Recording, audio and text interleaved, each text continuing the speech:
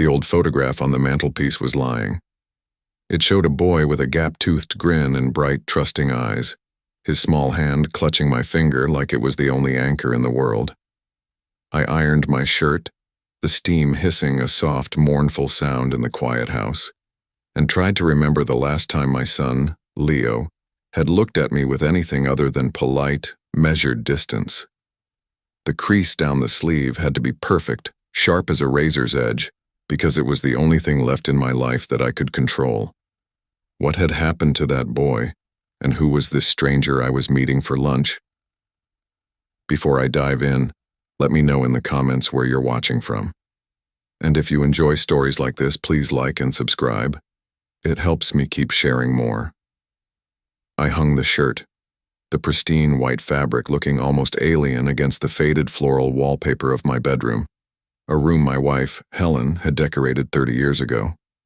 Every object in this house was a ghost, a memory of a time when laughter didn't feel like a foreign language.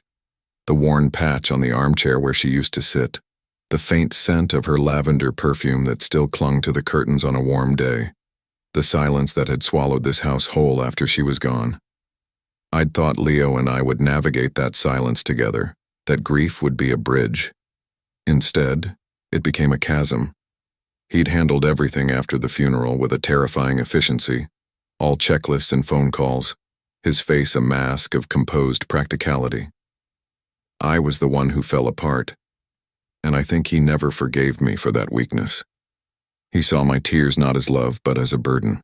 But I buttoned the shirt, my fingers fumbling, the knuckles swollen with age. I looked at myself in the mirror. An old man, my face a roadmap of worries, my eyes carrying the quiet dread that had become my constant companion. It was a dread that whispered to me in the dead of night, that sat with me at the lonely dinner table. It told me I was losing him, that my only son was slipping through my fingers like fine sand, and I was powerless to stop it. Our phone calls had become scheduled, brief. He'd ask the same 3 questions. Are you eating well? Have you been out of the house? Is there anything you need? They weren't questions born of care, but of obligation. He was ticking off the check on dad box on his to-do list.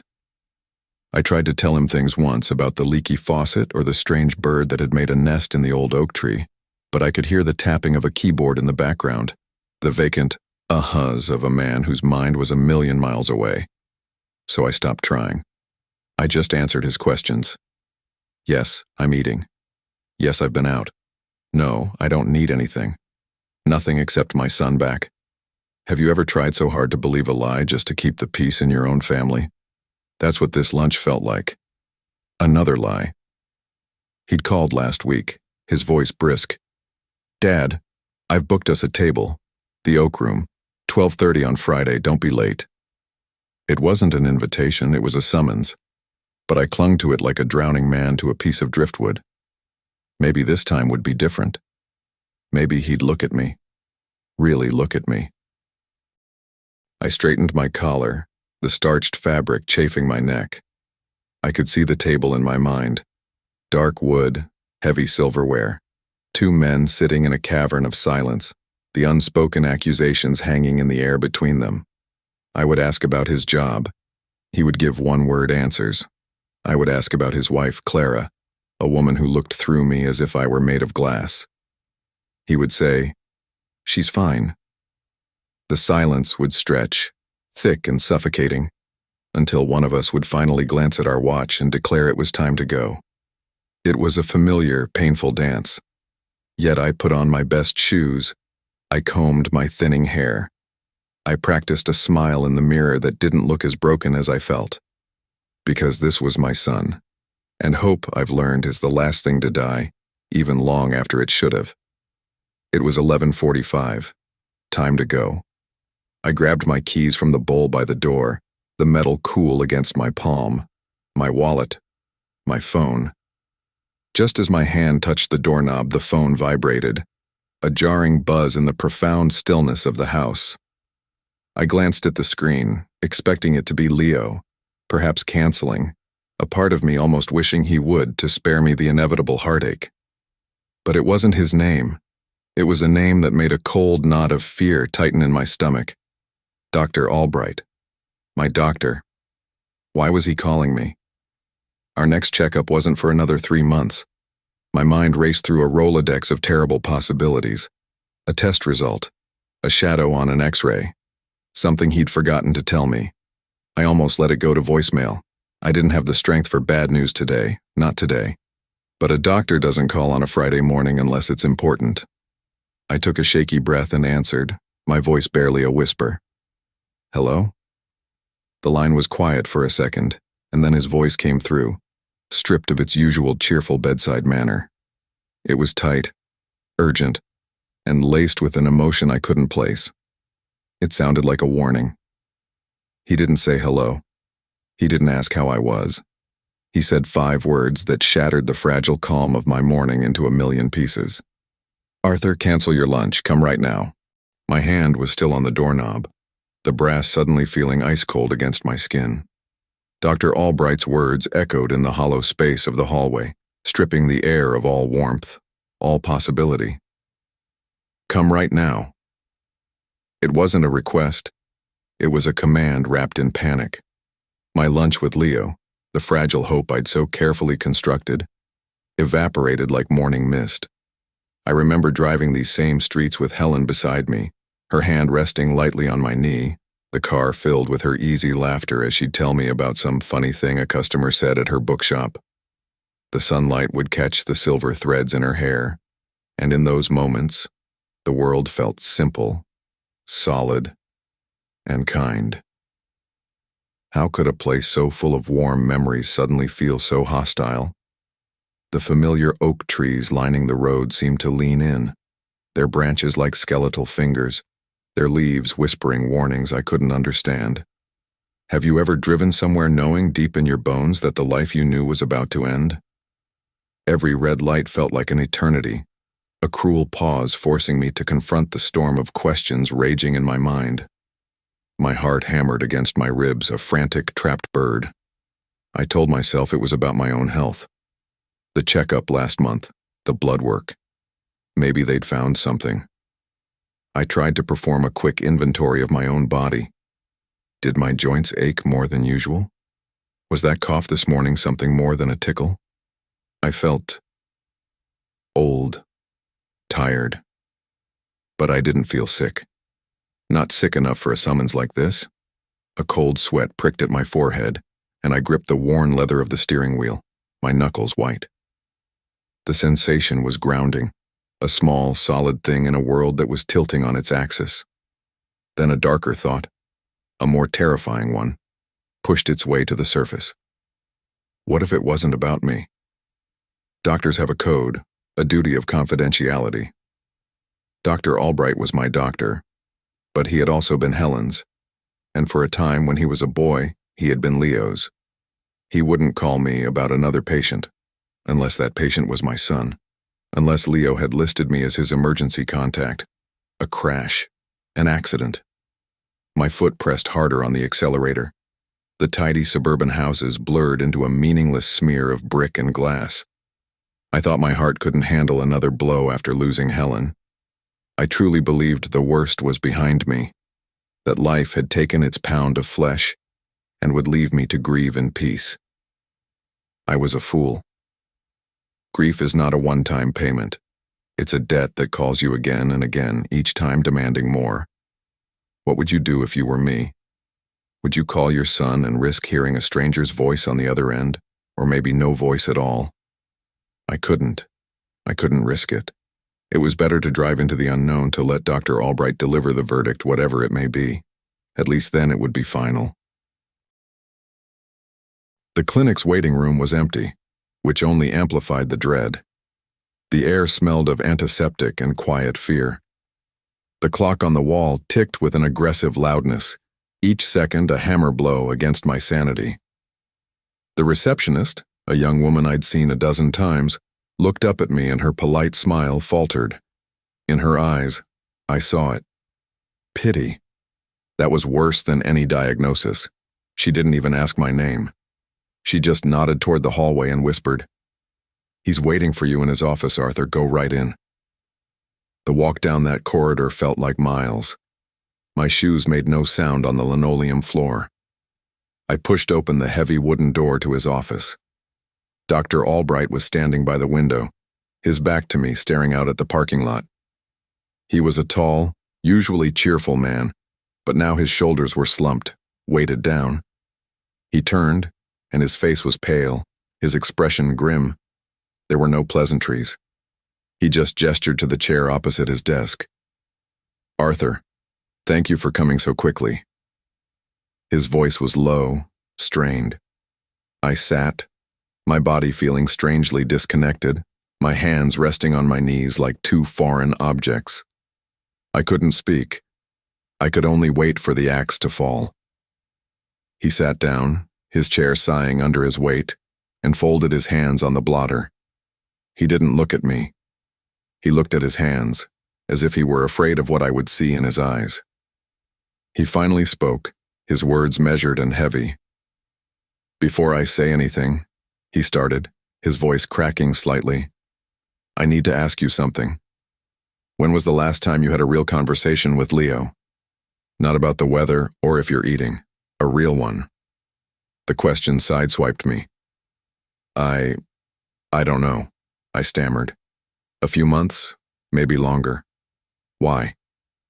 Instead of answering, he reached for a large manila envelope on his desk. He opened the clasp with deliberate, agonizing slowness. He slid out a large, glossy film and placed it on the light box on his desk, flicking on the switch. The stark white light illuminated a ghostly image of a human torso, the delicate lattice of ribs, the faint shadow of a heart. It was an X-ray.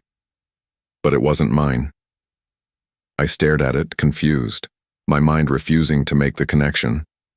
And then I saw it. There, in the top right corner, was a name typed in small black letters. It wasn't my name, it was my son's, Leo. It was my... I remember Leo falling off his first bicycle, the one I'd spent a week assembling in the garage. He'd come running to me, his face streaked with dirt and tears, holding up a knee that was a mess of blood and gravel. I'd cleaned it, bandaged it, and held him until his sobbing subsided. I could see the shape of his small bones then, under the skin, so fragile and perfect. How could that image, that memory of a small boy's simple pain, lead to this? A ghostly picture of a man's ribcage, lit by a harsh, unforgiving light, with my son's name typed in the corner like an epitaph. The sight of it, the clinical black and white of it, stole the breath from my lungs. It was the same kind of light box they used when they showed me Helen's scans, the ones that mapped out the darkness that was consuming her from the inside. The room felt suddenly cold, the air thin. The polished wood of the desk, the neat rows of leather-bound medical books on the shelves, they all seemed to mock me, a stage set for a tragedy I was being forced to watch. "What is it?" I whispered, the words feeling like sandpaper in my throat. Is it cancer?"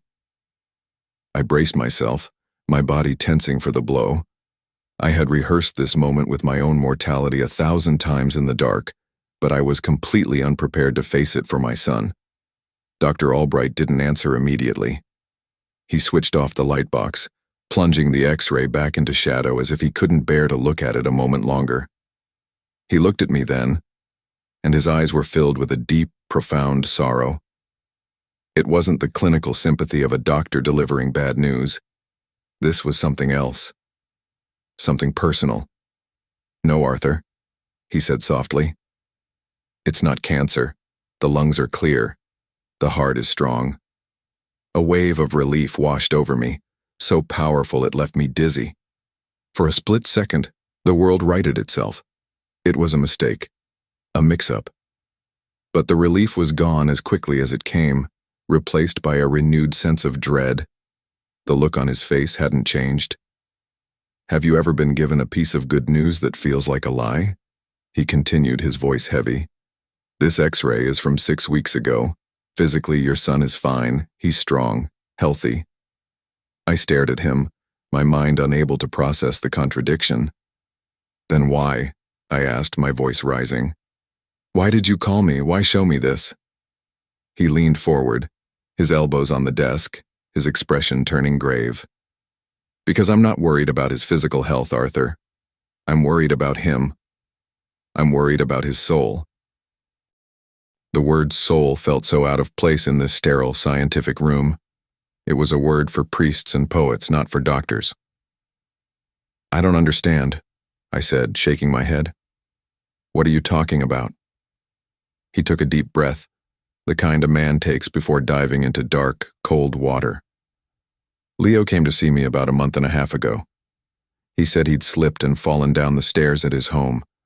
He had some severe bruising, a lot of pain. I ordered this X-ray as a precaution. He paused, letting the words sink in. He was adamant about it. A simple fall, he kept saying. He even laughed about being clumsy. A fall. I pictured Leo's pristine, minimalist house, the one Clara decorated from magazines with its polished hardwood floors and floating staircase. It was easy to imagine someone slipping. But why would that warrant a panicked phone call to me weeks later? Do you think a father ever truly stops seeing his son as a child who needs protecting? Even now, my first instinct was to defend him, to make excuses. So he had an accident, I said, a defensive edge to my voice. People fall. Dr. Albright held my gaze, and the pity in his eyes was now mixed with something harder. Something like judgment. That's what I thought too, he said quietly. It's what I documented. But I was wrong. He reached into the envelope again, and this time he didn't pull out a scan. He pulled out a photograph, a standard glossy print, and slid it across the desk toward me. It landed face down. His wife, Clara, came to see me this morning, he said, his voice dropping to a near whisper. She was terrified. She said she couldn't live with the lies anymore. She brought this for me. My hand trembled as I reached for it. I turned it over. It was a picture of a woman's face, her cheek a swollen, grotesque canvas of purple and black bruising, a small stitched cut curving just below her eye. It was Clara. And then Dr. Albright delivered the final, devastating blow, shattering the last image I had of the boy with the gap-toothed grin. That X-ray, Arthur, he said, his voice thick with disgust. It shows 3 broken ribs. Leo didn't get them from falling down the stairs. He got them when his wife fought back. The glossy photograph of Clara's battered face lay on the desk between us, a brutal island in a sea of polished wood. My son did that. The phrase repeated in my mind, a 3-word death sentence for the man I thought I knew. It wasn't a thought. It was a physical sensation, like a shard of glass working its way through my heart.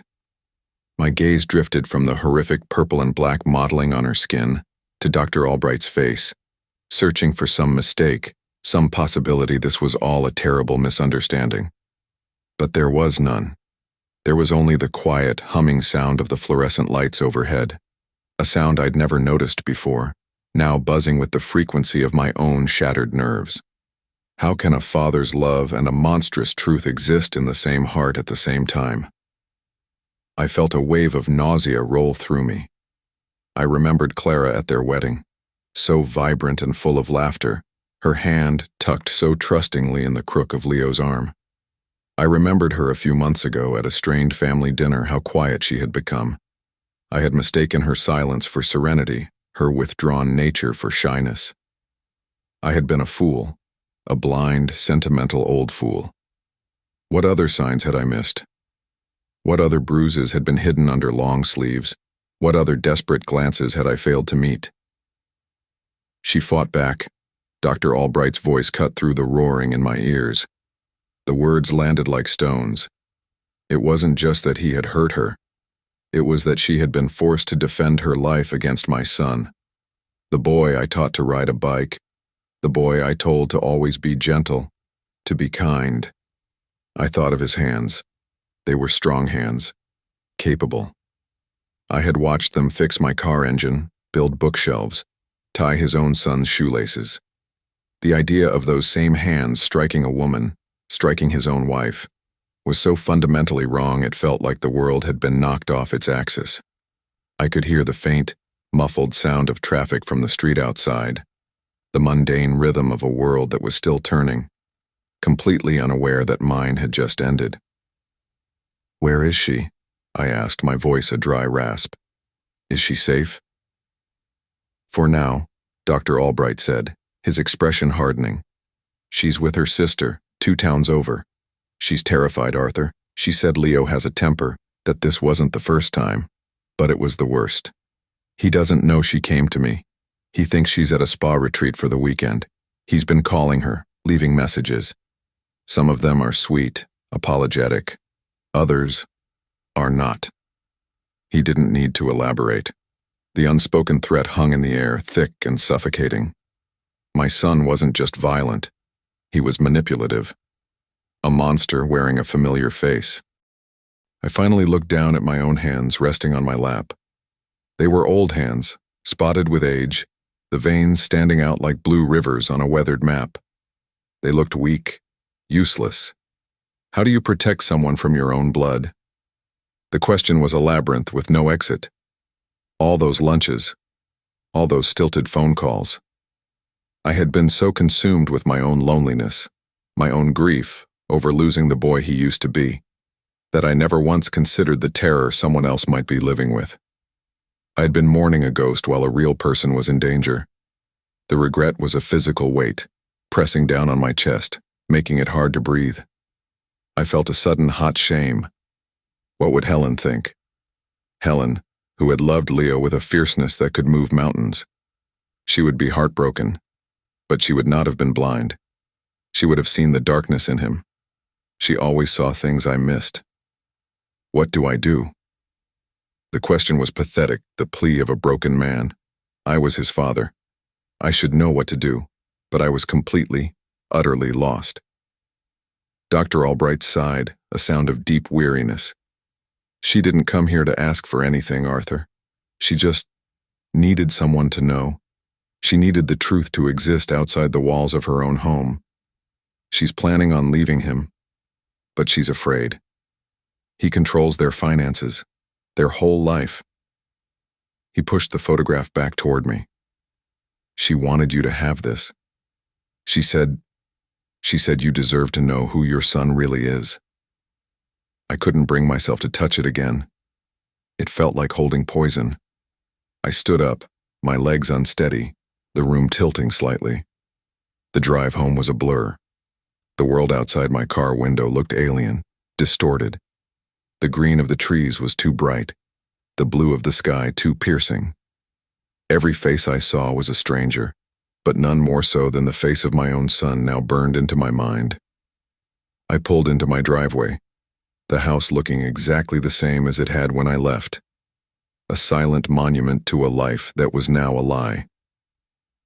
The neatly trimmed lawn, the freshly painted door, it was all a facade, just like Leo's polite phone calls, just like his perfect, curated life. I sat in the car for a long time, the engine off, the silence inside a roaring vacuum. It was 12:40. I was late for lunch. The lunch that was never going to happen.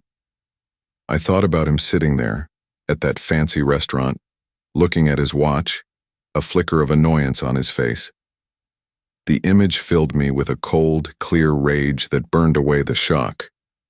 Just as I reached for the door handle, a vibration broke the stillness.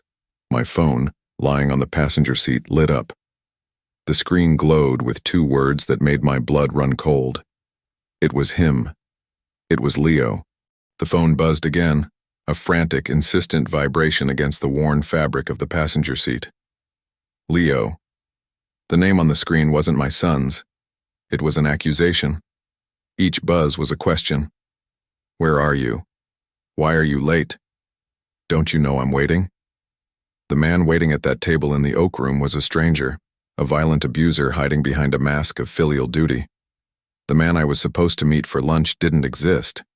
He was a fiction I had curated from old photographs and fading memories, a ghost I clung to out of cowardice and desperate hope. And now, the truth was sitting in the pit of my stomach, a cold, hard stone of reality. What would you have done? Would you answer the call and pretend, letting the lie fester for one more day? Or would you let it ring, severing the connection with the silence he so richly deserved? For a moment I was paralyzed. The instinct to answer, to be the dutiful father, was so deeply ingrained it was like breathing. For years I had arranged my life around these small, hollow rituals of contact, grateful for whatever scraps of attention he threw my way. To ignore his call felt like stepping off a cliff. But then, the image of Clara's bruised face flashed in my mind. The grotesque purple blooming on her cheek, the fear in her eyes that Dr. Albright had described. That image was the only thing that mattered now. It was a truth that burned hotter than a lifetime of paternal love. I watched the screen, my jaw tight, my hands clenched into fists. I let it ring, and ring, and ring, until finally it fell silent. The quiet that followed was different. It wasn't the lonely silence of an empty house, it was the charged, deliberate silence of a choice being made. A line had been drawn. I felt a tremor of fear, but beneath it something else was stirring. A cold, unfamiliar resolve. He had hurt her. He had lied. He had broken the most fundamental rules of decency. My grief for the boy he once was had been replaced by a quiet, simmering rage for the man he had become. The phone buzzed again. A text message. I picked it up, my thumb hovering over the notification. I knew what it would say. It would be impatient, annoyed, perhaps even accusatory. I opened it. "Dad, where are you? I've been waiting for 20 minutes. Call me." There it was. The casual entitlement, the complete lack of concern that I might be unwell, that something might have happened. My lateness was simply an inconvenience to him, a disruption to his schedule. I thought about Clara, hiding at her sister's house, probably staring at her own phone, terrified of what the next call or text from her husband might say. He was a predator, and for too long, my love and my denial had helped provide his camouflage. The rage solidified into something hard and clear in my chest. I wasn't powerless. I wasn't just a sad old man in an empty house. I was the only person left who knew both sides of the story, who held the key to the carefully constructed cage he had built around himself. I had spent years being afraid of his disapproval, of his emotional distance. I was done being afraid. I started the car, the engine rumbling to life with a satisfying roar. I wasn't going home. I knew exactly where I needed to go. The drive to Leo's house was automatic, my mind a whirlwind of fragmented plans. What was I going to do? Confront him? Yell at him? The thought of a physical confrontation was ludicrous. He was in his prime, strong and vital. I was 72 years old with aching joints and a heart full of cracks. No, this wasn't about strength, it was about truth. I pulled up across the street from his house. It was a perfect house, on a perfect street. A meticulously landscaped lawn, a new expensive car in the driveway, large picture windows that reflected the placid blue sky. It was a portrait of success, a testament to the lie he was living. It was sickening. From this distance I could see the floating staircase through the front window, the staircase he claimed to have fallen down. The lie was so audacious, so casual. He had used the geography of his own home as a weapon and then as an alibi. I sat there for what felt like an hour, the engine idling, just watching the house, waiting. I didn't have a plan, not really. I was operating on pure, unadulterated instinct, an instinct to protect, to expose, to finally, after all these years of silent disappointment, do something that mattered. Then, I saw his car pull into the driveway. He got out, slamming the door with a frustrated violence that sent a flock of sparrows scattering from a nearby tree. He stalked toward his front door, his phone pressed to his ear, his face a mask of irritation. He was probably leaving me another angry voicemail. He fumbled with his keys, unlocked the door, and disappeared inside. Now, it was time. As I got out of my car and started walking across the street, a new, chilling thought entered my mind. Clara had only shown Dr. Albright a picture. But what if there was more? What if there was other evidence hidden somewhere inside that perfect silent house? A seed of an idea, dangerous and uncertain, began to take root. I reached the front porch, the anger giving me a strength I didn't know I possessed. I wasn't here to talk to my son. I was here for something else. I looked at the keypad lock on the door, a modern convenience he'd been so proud of, and I remembered the code. It was the date of his mother's birthday. He was sentimental about all the wrong things. I typed in the numbers, heard the soft click of the lock disengaging, and pushed the door open, stepping out of the sunlight and into the cool, dark entryway of the monster's home. My son didn't live in a home. He lived in a showroom for a life he wasn't leading. The air inside was still and cold, carrying the faint chemical scent of lemon polish and absolutely nothing else. There were no scuff marks on the baseboards, no stack of mail on the console table, no sign that real messy life ever happened here. It was the most profound and immediate betrayal yet, to see the sheer, exhausting effort that went into maintaining this lie. The boy from the photograph on my mantelpiece would have left muddy footprints all over this pristine, soulless floor. The man my son had become erased every trace of himself and everyone else. Where, in a house with no secrets on the surface, would a man like Leo keep his true self? My heart was a cold, heavy pendulum in my chest as I walked through the silent rooms, my old leather-soled shoes a vulgar intrusion on the polished silence. I ran my hand along the back of a sterile white sofa. The fabric felt rough and impersonal beneath my fingertips, like something you'd find in a hotel lobby. Not a home. I knew I didn't have much time. I made my way upstairs, my hand gliding up the cold, smooth steel of the banister. The master bedroom was just as immaculate. The bed was made with military precision, the pillows perfectly fluffed. A wedding portrait sat on the nightstand, Leo and Clara, smiling. It was a perfect lie captured in a silver frame. My eyes scanned the room looking for a flaw in the perfection, and I found it. A heavy, antique-looking chest of drawers stood against the far wall. The top drawer was slightly misaligned, as if it had been forced shut in a hurry. I pulled the handle. Locked. Of course it was. What would a father do, seeing a locked drawer in the room where his son sleeps, knowing what he now knows? Do you respect a monster's privacy? I didn't hesitate. I went into the adjoining bathroom, found a heavy silver hairbrush from a tray on the vanity, and returned. I wedged the handle of the brush into the top of the drawer and pried. The wood groaned, then splintered with a sickening crack. The sound was obscenely loud in the quiet house, but I didn't care. The drawer popped open. Inside, beneath a neatly folded collection of silk ties, was a small black leather-bound notebook. It felt cool and sinister to the touch. It wasn't a diary. It was a ledger. My breath hitched as I flipped through the pages. Each entry was dated. November 14th. Argument over dinner with her parents. Raised voice. Apologized with flowers. January 22nd. She questioned the credit card bill.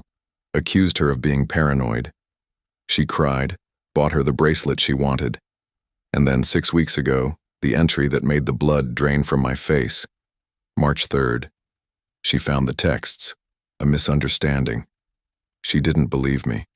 It got out of hand. Her fault for pushing. The stairs. Stick to the story. It wasn't a record of remorse. It was a manual of control, a cold, calculated log of abuse and manipulation. He wasn't a man with a temper. He was a strategist. Just then I heard it. The low rumble of the garage door opening below me. My blood turned to ice. He was home. I didn't hide. I stood in the middle of the room, the open notebook in my hand, and I waited. I heard his keys hit the glass bowl downstairs, followed by his heavy, angry footsteps on the stairs. He appeared in the doorway, stopping dead when he saw me. His face, a mask of annoyance from his phone call, morphed into pure shock, then darkened into a rage I had never seen before. "What the hell are you doing here?" he snarled, his eyes flicking from my face to the broken drawer, then to the notebook in my hand. She fought back, Leo, I said, my voice eerily calm. That's how you broke your ribs, isn't it? For a split second I saw a flicker of panic, of the little boy caught with his hand in the cookie jar, but it vanished, replaced by an ugly, defensive sneer. You have no idea what you're talking about, he said, taking a step into the room. She's a liar, she's manipulative, she twists everything. I just held up the notebook. Is this a lie too? Your handwriting hasn't changed that much since you were a boy. He stared at it, his jaw clenching, the muscle twitching in his cheek. He was cornered. And when a rat is cornered, it doesn't apologize. It bites. This is your fault, he hissed, his voice dropping to a venomous whisper. If you hadn't been so weak after Mom died, so pathetic, I wouldn't have had to be the strong one for everyone. You left me alone. The final betrayal. It wasn't just that he hurt Clara. It was that in his dark, twisted heart, he blamed me for it. In that moment, the last shred of hope I had for the boy in the photograph turned to ash and blew away. I looked at the man in front of me, this stranger, filled with poison, and I felt nothing but a vast, empty pity. I carefully placed the notebook on the bed. I loved a boy once, I said, my voice steady. He had a gap-toothed grin and bright, trusting eyes. I don't know who you are. I turned and walked out of the room, down the stairs and out the front door, leaving him standing there amidst the wreckage of his perfect life. I didn't look back. I got in my car, pulled out my phone, and made the only call that mattered. Not to the police. Not yet. That was Clara's decision. I called her. When she answered, her voice trembling, I said the only words a father could. He knows. But you're not alone anymore. I'm on your side. I learned that true love isn't about holding on to the person you wish they were. It's about having the courage to face who they've become, even if it breaks your own heart to do it. The photograph on my mantelpiece is still there, but I see it differently now. It's not a memory of my son. It's a memorial for a boy who somewhere along the way got lost for good. What do you think is the hardest truth a parent can face? Let me know in the comments below.